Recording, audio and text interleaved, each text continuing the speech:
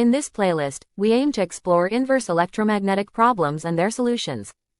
These methods will be examined in detail across three categories: quantitative, qualitative, and stochastic, in the next three videos. The overall goal of these methods is to create a model of the environment under test by solving an optimization problem that aligns the measured data in the data space with the system's response in the model space. In this video, we will provide an overview of the inverse electromagnetic problem and explain how these problems are formulated. Then, we will introduce the inverse electromagnetic scattering problem, such as the Born approximation. Following that, we'll demonstrate how to set up and solve the optimization problem using regularization techniques. Finally, we will summarize the different solution methods for addressing this problem. The inverse scattering problem involves estimating the spatial distribution of potential scatterers within an object based on the measured scattered electromagnetic fields. Essentially, an incident electromagnetic field penetrates the object, inducing scattered waves. These scattered waves can be measured in three forms: full wave, transmission, and reflection. This slide shows the illustrations of these three forms, but the measurable quantity is the total field, which is a combination of both the scattered and incident fields. A sample of this total field is shown on the slide. On the right side of the slide, we included diagrams that depict the optimal visualization of the scatterers in different directions and coordinate systems. In illustrating the geometry of a scattering problem, an inhomogeneity is characterized by a distribution of relative permittivity epsilon, x, embedded within another uniform medium with relative permittivity epsilon. An electromagnetic wave is launched from a point with coordinate x, directed towards the inhomogeneity, where it interacts and is scattered to points with coordinates x and x. Close to the scatterer, the wavefronts are non-planar. The geometry of a plane wave propagating in the xy plane is shown, resolving the wave number components in relation to the propagation angle theta. There's also an illustration of a plane wave incident on an extended scattering object composed of various sub-scatterers. At large distances from the scatterer, the local scattered field components themselves become plane waves. In this slide, we aim to discuss how to derive inverse electromagnetic equations. Let's begin with Maxwell's curl equations, which describe the relationship between the electric and magnetic fields. On the slide, you can see the curl of the electric field R and the magnetic field R for a medium with spatially varying permittivity epsilon R and permeability mu R. These are crucial for understanding how electromagnetic waves propagate through different materials. Next, to derive the wave equation for R, we take the curl of the first equation shown for R and substitute the expression for nabla cross dot R from the second equation. This gives us the wave equation you see, which includes both the electric field R and the induced current source junior. Now, to simplify this and isolate the effects of the material properties, we subtract the corresponding background equation, which assumes the permittivity and permeability are constant, epsilon b and mu b. As shown in the figure, the scattering problem consists of a source G, R, which propagates a wave through a medium with electromagnetic properties ebb and mu b and in the presence of a non-homogeneous scatter with properties E, R, and mu, R. In this scenario, the following Maxwell equations are valid for any point R of space. The subtraction introduces the concept of the effective current source, junior, which is represented by the expression in the middle of the slide.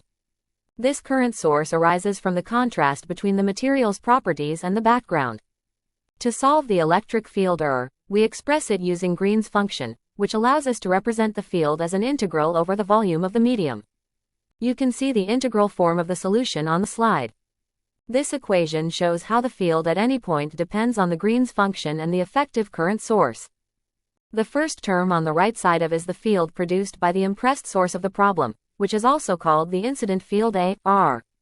The function G, R, R0, is the dyadic Green's function for homogeneous medium and it is the impulse response, i.e., the solution of the equations for a point source. The second term represents the field due to the displacement or conduction electric currents, while the third term represents the field due to the magnetic polarization charges. If we suppose that there are only non-magnetic materials, i.e., mu equals mu b equals mu 0, then we can rewrite the formula and arrive at the scattering equation, where the total electric field R is broken down into the incident field A, R, and the scattered field. The integral involving the contrast function chi, R, which accounts for both the relative permittivity and conductivity differences, gives us the final expression for the total field. In summary, we've walked through the process of deriving the vector wave equation, incorporating the concept of an effective current source, and expressing the solution using Green's functions. This leads to the scattering equation, which is key for understanding how electromagnetic waves interact with complex media. Let's continue with the more complete scenario as set of boundary integral equations. These equations help describe the electric field E1, R, in a volume 5-1 using surface integrals over the boundary S. We express the electric field in terms of the Green's function gr, r and the surface fields like our and In the first equation, is expressed as an integral over the surface, where the normal vector n interacts with the Green's function and the surface fields. If the point r lies within volume 5-1, this expression gives the electric field but if r lies in volume 5-2, the expression yields 0, as shown. Next, we have a modified form where the Green's function and its derivatives are involved in computing the electric field. This equation is similar but focuses more on the normal components of the surface integrals. Here, the integral also includes contributions from both the electric field and the magnetic field. Moving forward, we apply transposition properties for the Green's function. The curl of the Green's function and the Green's function itself follow specific symmetries, as indicated by the transpose operations. These properties are crucial when solving surface integrals and electromagnetic problems. Now, using these transposition properties, we define two surface current densities, the electric surface current density Js, R, and the magnetic surface current density Ms, R, which involve the normal components of the electric and magnetic fields on the surface. These surface currents represent how the fields behave at the boundary between volumes. In the equation that follows, we express E1, R, in terms of surface integrals involving the Green's function and these surface currents. This form shows how the electric field in V1 depends on the surface integrals, while in V2, the field is 0, as shown by the conditions. Finally, we reach the most general form for the total electric field which is a sum of the incident electric field A, R, and the contribution from the surface integrals involving the Green's function and the surface currents jr. This equation describes the total electric field in terms of both the incident field and the scattered contributions from the boundary.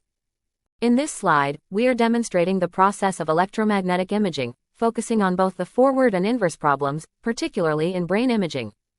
Let's start with the forward problem path. The setup begins with the human brain, where we aim to identify anomalies or regions of interest, like the red spot shown in the diagram. The process starts with transmitting signals that interact with the brain. These signals are then directed through a switching matrix, which controls and routes the signals to a vector network analyzer, VNA. The VNA collects the data and produces a scattering matrix, which reflects how electromagnetic waves scatter when they encounter different tissues in the brain. This scattering matrix is essential for understanding the interaction of fields with the brain's internal structures. The data is then sent to the processing unit, which processes the scattering information, and the output is a quantitative image of the brain, helping to locate the region of interest. Mathematically, this forward problem is modeled using Maxwell's equations. We describe the relationship between the electric field E, the magnetic field H, and the current sources J and M through these differential equations. These equations consider the effects of the material properties, such as permittivity epsilon, permeability mu, and conductivity sigma, as well as how the electromagnetic fields are propagated and interact with different regions of the brain. Next, let's move to the inverse problem path.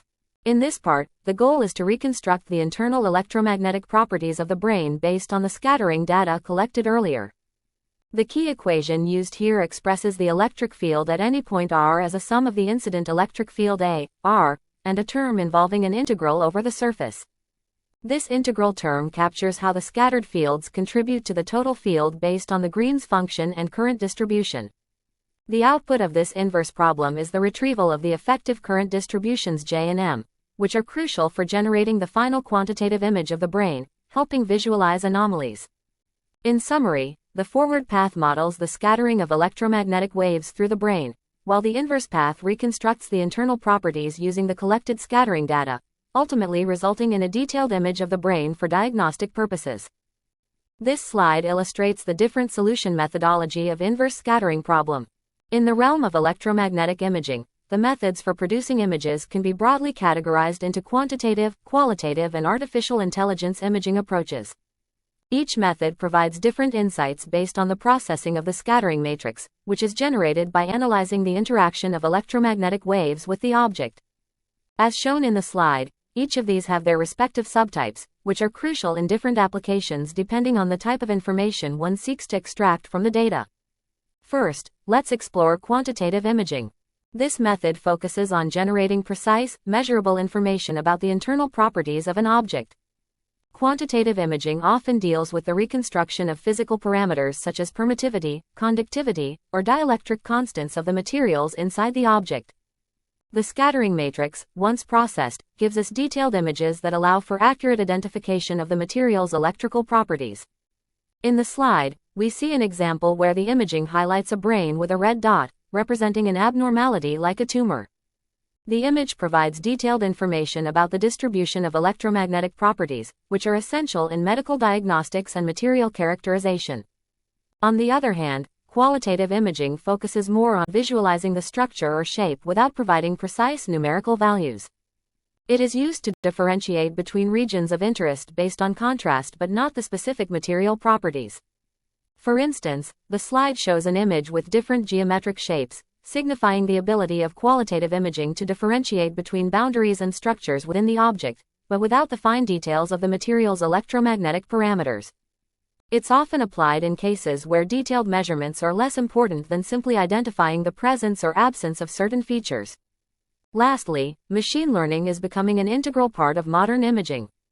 By processing large sets of scattering data, machine learning algorithms learn to predict or enhance images based on previously observed patterns. This technique can improve the accuracy of both quantitative and qualitative imaging by refining the images, identifying hidden patterns, or predicting missing information. Machine learning can aid in situations where traditional methods struggle to produce clear or high-resolution results. In summary, the slide differentiates between the precise, measurement-oriented approach of quantitative imaging and the broader, more structural focus of qualitative imaging. Both approaches benefit from machine learning, which enhances imaging by predicting patterns and improving image clarity based on large datasets.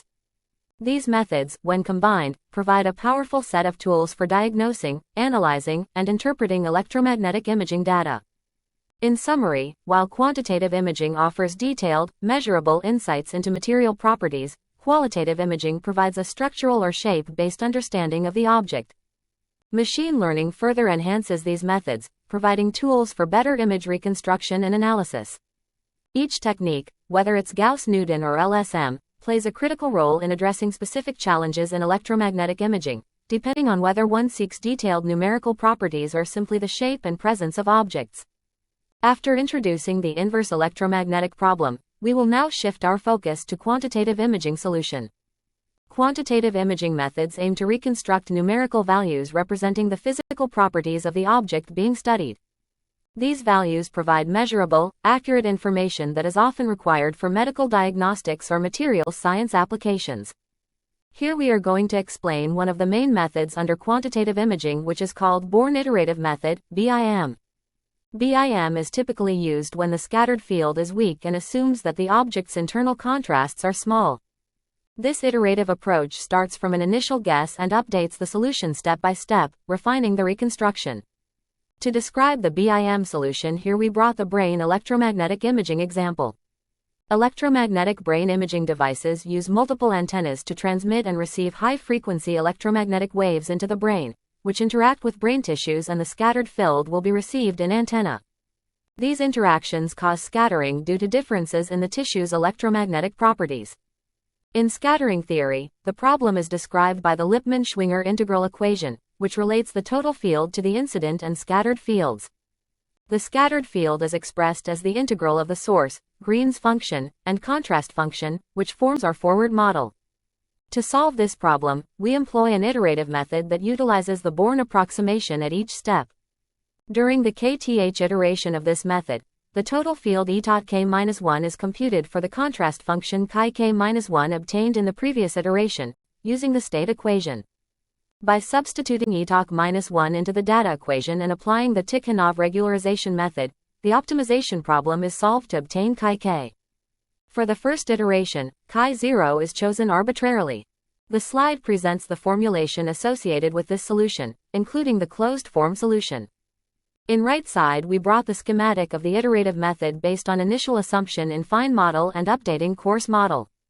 First, we define an initial model as a guess and solve the forward problem, which involves simulating scattering parameters using FDTD computational method based on assumed point scatter sources, permittivity and conductivity. Then, we define the inverse problem, which involves adjusting the scatter parameters to minimize the difference between the simulated and actual scattering parameters. To reduce this error, we must solve the optimization problem. By using BIM and Tikhonov regularization, we refine the scatter estimates. This slide focuses on qualitative imaging methods, which are vital for understanding anomalies, boundaries, and other key qualitative features within tissues, especially in medical diagnostics like brain imaging. Instead of providing precise material properties, qualitative approaches identify areas of interest based on differences in dielectric properties. The confocal imaging process, depicted on the left, forms the backbone of these methods. This approach simplifies solving the inverse scattering problem by treating each scatterer, such as a tumor or stroke, as an electromagnetic point source. The delay and sum beamforming technique, shown in the flowchart, ensures that signals received from scatterers are time-shifted and aligned for coherent summation, leading to a focused energy map. The formula illustrates how the distance, tau n, between the antenna and target is calculated to apply the proper time shift for signal alignment. In the signal processing stage, the backscattered signals are analyzed to compute the energy at each pixel, revealing anomalies based on variations in dielectric constant. The image formation at the bottom left visualizes this energy distribution, aiding in the detection of abnormalities. On the right side of the slide, the equiangular and equidistant scanning system is introduced, where an array of antennas sends and receives signals in equal angular intervals, denoted by DIF. This configuration ensures uniform coverage of the tissue and simplifies the cancellation of background reflections. The diagram in the middle shows the effective permittivity plot, where the permittivity varies with angular position due to thicker muscle layers on the sides of the head. These permittivity values are computed from the reflected signals and provide insights into the tissue's composition. At the bottom right, we see how delay and sum beamforming is applied in practice. When the beamformer is steered towards the correct location of the scatterer, denoted by R equals R0, coherent summation occurs, resulting in a stronger signal. If misaligned, incoherent summation leads to a weaker response.